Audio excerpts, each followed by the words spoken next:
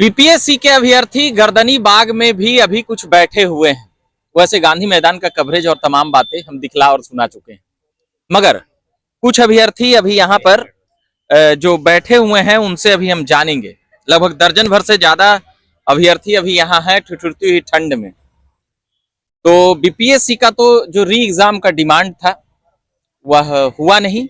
अब क्या इन लोगों को आशा है और क्या अब यहाँ से बताएंगे। 4 तारीख का तो एग्जाम हो गया, जो जिस सेंटर पर उनका कह सकते हैं कि विवाद था या उस सेंटर पर जो आयोग ने कहा था कि इस सेंटर का रद्द होना चाहिए, तो वो तो रद्द हो गई, वहां एग्जाम भी हो गई उन लोगों का। अब आप लोग क्या करिएगा यहाँ से? अब हम लोग अभी सत्याग्रह हमारा चल रहा है और इसके पैरेलल में हम लोग जुडिशरी की ओर मूव कर रहे हैं। 7 तारीख को पटना हाई कोर्ट ओपन हो रहा है, हम लोग वहाँ पिटीशन डाल रहे हैं, वहाँ भी लड़ेंगे और सुप्रीम कोर्ट में ऑलरेडी हम लोग पिटीशन डाल चुके हैं क्योंकि वो ओपन। तो अब जुडिशरी देखते हैं क्या फैसला देती है हमारे इस सत्याग्रह के ऊपर, या जो धांधली हुई, जो अनियमितताएं हुई बीपीएससी के 70वीं पीटी के एग्जामिनेशन में, उसके ऊपर क्या फैसला लेती है। तो अब हम न्यायपालिका की ओर जा रहे हैं और ये हमारा गांधी मैदान में भी चल रहा है, यहाँ गर्दनी बाग में चल रहा है, प्रयागराज में चल रहा है, दिल्ली मुखर्जी नगर में चल रहा है, ओआरएन में चल रहा है।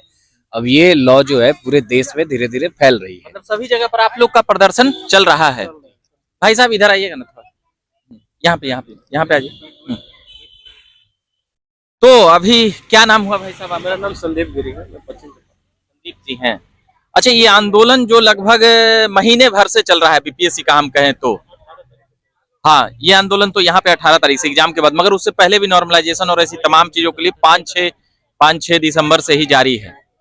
तो हम देखते हैं कि अभी जो आप लोग का आंदोलन है, अब यहाँ पर भीड़ काफी कम हो रहा है। क्या इसमें राजनीति का एंट्री हो गया, नेताओं का आगमन हो गया? इन सभी चीजों को कैसे देखते हैं आप लोग? सर देखिए,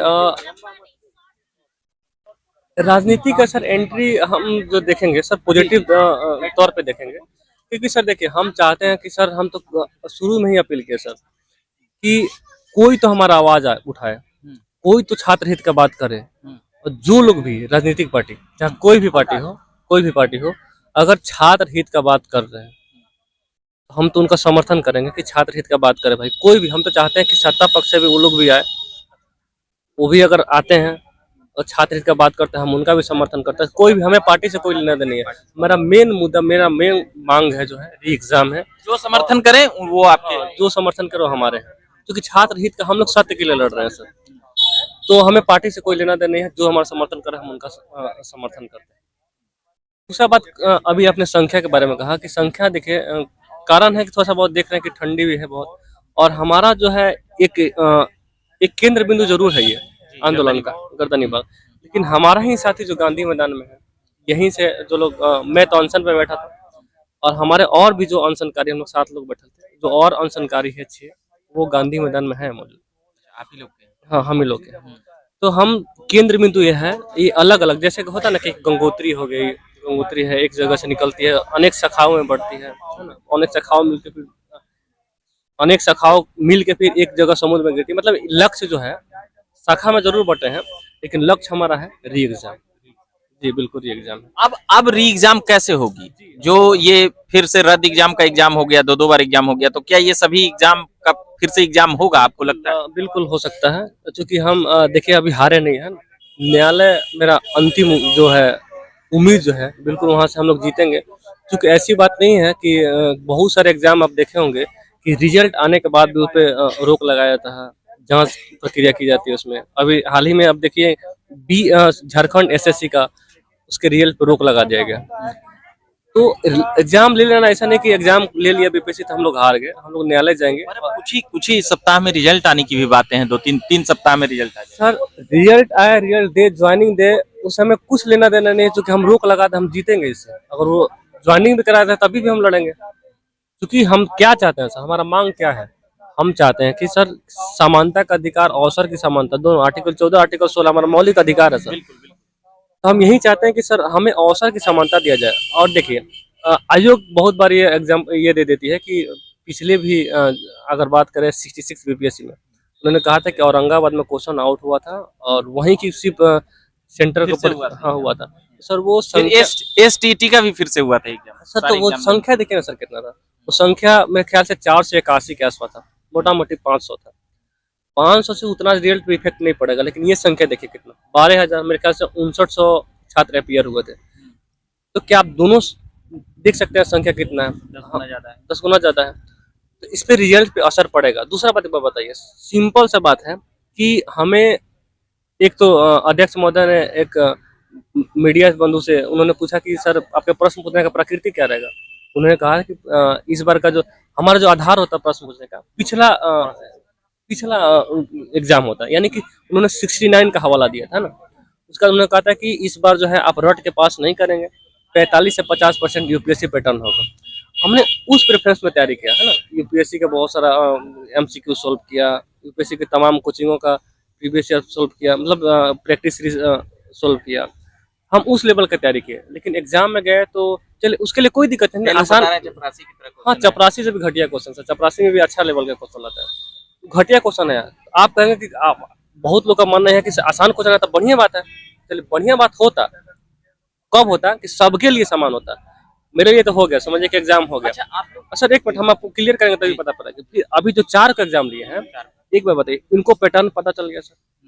पहले से पैटर्न पता चला कि मोटा मोटा किताब पढ़ने की जरूरत नहीं है, आपको स्पेक्ट्रम पढ़ने की जरूरत नहीं, आपको लक्ष्मीकांत पढ़ने की जरूरत नहीं। एक पतला लूसेंट लीजिए, और लूसेंट जो लोग पढ़े होंगे सीरियसली पहले से 10 दिन पढ़ के उसको रिवीजन कर सकते हैं और अच्छा स्कोर कर मतलब लेंगे। इन लोगों को ये पता चल गया कि एक बार दिए जो 5600-5800 बच्चे, लगभग अब की 5900 प्रेजेंट हुए हैं, 6000 बताया जा रहा है ज्यादा, तो ये लोग प्रेजेंट हुए हैं, तो इन लोगों को ज्यादा फायदा होगा, ये आप लोगों का कहना है। बिल्कुल फायदा, क्यों नहीं फायदा होगा सर? हमें अगर पैटर्न पता चल गया कि भाई ज्यादा पढ़ने की डिटेल पढ़ने की जरूरत नहीं है, वन लाइनर क्या-क्या पढ़ना है। वो कॉन्सेप्ट पता चल गया, क्वेश्चन ना भी पता चला तो कॉन्सेप्ट पता चल गया कैसे कर। अब बहुत सारा देखिएगा कि पूरा पैटर्न है ना पता चल गया सर, उसके बाद उनको एक्स्ट्रा टाइम भी मिल गया, 20 दिन का तैयारी, 20 दिन का टाइम मिल गया। ये आराम से एक छोटी सी पतली सी गाइड पढ़ के अच्छा हमसे बेहतर कर लेंगे।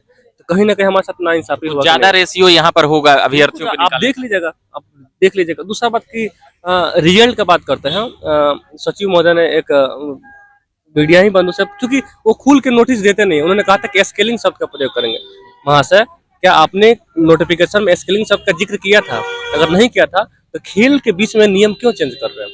सुप्रीम कोर्ट एक केस में कहा था उन्होंने कि जो खेल शुरू हुआ तो उस बीच में आप खेल का नियम नहीं बदल सकते हैं। आप नोटिफिकेशन आयोग और ये लोग यह कह रहे हैं कि जितने लोग हैं वह पहले तो बताएंगे कि एग्जाम जो हो रहा है, जहां जहां गलत एग्जाम हुआ है वहां वहां एग्जाम होगा, हर जगहों पर एग्जाम नहीं होगा। ये आयोग और सरकार हम आयोग से मांग किए थे सर। एक डेलीगेशन गया था चीफ सेक्रेटरी के पास, सेकेंड डेलीगेशन में मैं गया था, 2 डेलीगेशन मिला चीफ सेक्रेटरी सर से, मैं भी गया था। हमने उनसे कहा सर, क्योंकि देखिए हमारे पास कैसे प्रूफ रहेगा, हम जैसे हम अगर निकलते हैं, जैसे ये मेरे भाई हैं, ये बोलते हैं कि मेरे सेंटर पे ऐसी बात हुई थी, मेरे सेंटर पे 12:30 बजे क्वेश्चन मिले थे, क्या प्रूफ होगा? हम यही ना करें कि सर हम 28 सेंटर का लिस्ट दिया था उनको, 28 सेंटर का आपने लिस्ट दिया? हाँ, चीफ सेक्रेटरी का 28 सेंटर का लिस्ट दिया था। हम बोले कि सर आप इसको जांच कराइए, अगर जांच नहीं करा तो सीसीटीवी जो कैमरा से जो वीडियो है उसको आप सार्वजनिक कर दीजिए, खुद ब खुद पता चल जाएगा कैसी हुई है। क्योंकि अगर एक बार बताइए, सुप्रीम कोर्ट ही कहता है कि प्रश्न पत्र लीक किसे कहेंगे?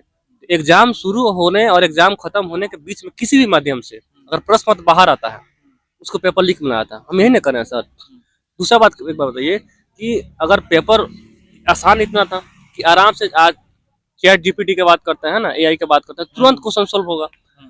हो सकता है कहीं कई मेरे दोस्त हैं, एक जो अगुवाई कर रहा है राम जी है, उसी के सेंटर पर 3 बार लाइट कटा, तो 3 बार लाइट कटने का मतलब जाइमर भी बंद हुआ है ना। तो क्या आप बताइए कि जब क्वेश्चन प्रश्न वायरल हो रहा है, क्या कुछ ना कुछ उसको फायदा नहीं हो सकता? हो सकता। हम ये थोड़ी कर रहे हैं सर, हम कह रहे हैं कि सर एक बार जांच कराइए, आपको हड़बड़ी क्या है सर? जांच कराइए। चलिए, आपका क्या नाम हुआ भाई साहब? संतोष कुमार। आपका क्या नाम हुआ? संदीप कुमार। क्या कुछ कहिएगा इस री एग्जाम के बारे में? बिल्कुल, ये तो कहना जायज है कि सरकार को इतना दिन से हम लोग ठंड में काफी ठंड में हम लोग बैठे हुए हैं, लगभग बिल्कुल बहुत ज्यादा दिक्कत। रात को यहीं सोते हैं? बिल्कुल, हम लोग लगभग खाना पीना तो लगता है यहीं होता है, खिचड़ी? हाँ, कहीं से आ जाता है। वैसे लोग हैं जो डोनेट करते हैं, कुछ लोग हैं जो मतलब आसपास के ही हैं, वो लोग देते हैं, तो उससे गुजारा चलता है। लेकिन कहने का ही मतलब है कि सरकार को इस हिसाब से कुछ एक गलत तरीका है जिसको सोचते हुए समझना चाहिए कि छात्रों का क्या दर्द है, हम लोग काफी दूर घर से निकलते हुए, कोई लड़का भागलपुर का है, कोई खगड़िया का है, कोई सिवान का है, कहाँ कहाँ से हम लोग आकर के यहाँ फुटेज, लेकिन सरकार को कुछ ध्यान नहीं है। बस सत्ता में जो बैठे हुए हैं, ना उनको ध्यान है, ना नेता प्रतिपक्ष को ध्यान है। आपका क्या नाम होगा सर? सौरभ कुमार सर। क्या कुछ कहिएगा, उम्मीद है कि री एग्जाम होगा, क्या रास्ता सर अन्याय हुआ है तो न्याय का ही मांग करेंगे और री एग्जाम तो होना ही चाहिए। कारण कि नहीं री एग्जाम होता है तो आप देख रहे हैं कि खुद आयोग अपने स्टेटमेंट पर कायम नहीं है। कारण कि जब आयोग एक बार खंडन कर दिया कि नॉर्मलाइजेशन नहीं होगा, तो आप फिर उसी शब्द को हटा करके सेम प्रोसेस जो है आप स्केलिंग यूज कर रहे हैं 12,000 अभ्यर्थियों के लिए। तो कैसे ये जायज है सर?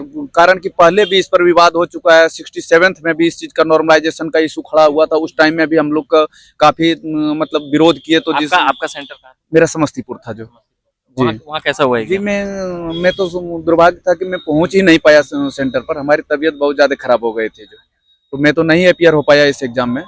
तो लेकिन मैंने 4-5 मेंस लिख चुका हूँ अभी तक, पांच मेंस जो। हाँ, क्या नाम हुआ आपका? सौरभ कुमार। 66 का भी मेंस लिखा हूँ मैं, 67th का भी मेंस लिखा हूँ, CDPO भी लिखा हूँ, JPSC का 2021 भी लिखा हूँ और इस बार भी मेंस लिख करके उसका रिजल्ट का वेट कर रहा हूँ। तो ऐसा नहीं है कि हम लोग नॉन सीरियस वाले में नहीं है, हम लोग सीरियस मतलब ठीक ठाक हम लोग अपना सेल्फ स्टडी ही हम लोग करते हैं। उतना फाइनेंशियल स्ट्रेंथ भी नहीं है कि हम लोग कोचिंग वगैरह ले पाए जो। तो अपना सेल्फ स्टडी करके बढ़। लेकिन अब इतना अगर कोई गरीब और कोई ग्रामीण परिवेश से उठ करके अपने सेल्फ स्टडी, अपनी मेहनत के दम पर यहाँ तक एक उम्मीद देखते हैं, एक सपने देखते हैं, और उसके साथ जब ऐसा होता है तो निश्चित रूप से दुख तो होता है, अंदर से टूटते हैं कई बार।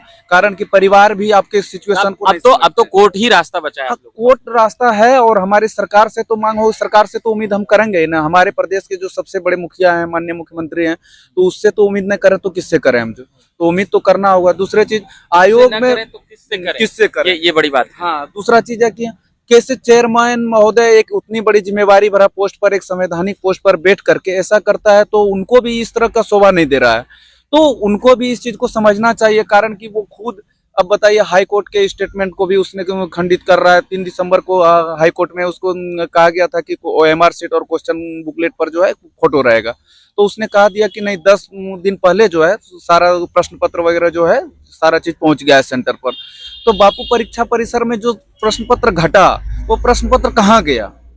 ये भी तो सवाल है ना, गया कहाँ वो प्रश्न पत्र? वो जवाब दे। दूसरा चीज, ऑनरेबल सुप्रीम कोर्ट का भी एक वर्डिक्ट था, 5 जजेस बेंच का वर्डिक्ट था कि अब जब नोटिफिकेशन जारी हो जाता है तो फिर उसमें किसी तरह का आपको तब्दील या बदलाव नहीं कर सकते। उसी रूल पर आपको सारे परीक्षार्थियों का आपको एग्जाम कराना है, सारा चीज उसी में आपको उसी के तहत कराना होगा। मतलब है कि गेम शुरू हो जाने के बाद फिर गेम का रूल नहीं बदल सकते। गेम का रूल नहीं बदल सकते हैं, ये कहना बताना है अभ्यर्थियों का।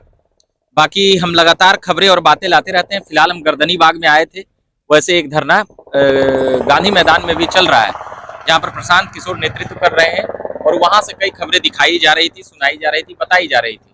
तो हम सोचे जरा गर्दनी बाग घूम आते हैं। तो गर्दनी बाग में भी कई दर्जन भर अभ्यर्थी यहाँ बैठे हुए हैं। यहीं रहते हैं ना आप लोग? सोते यहीं रहते, खाते पीते सोते यहीं हैं। तो हम लगातार खबरें और चीजें, बातें हम लगातार अभ्यर्थियों से जुड़ी हुई और राजनीतिक भी खबरें हम लाते रहते हैं और सुनाते रहते हैं। बाकी आप देखते रहिए झकास भारत। मेरा नाम रविकांत हुआ, कैमरे के पीछे निखिल जी हैं। धन्यवाद।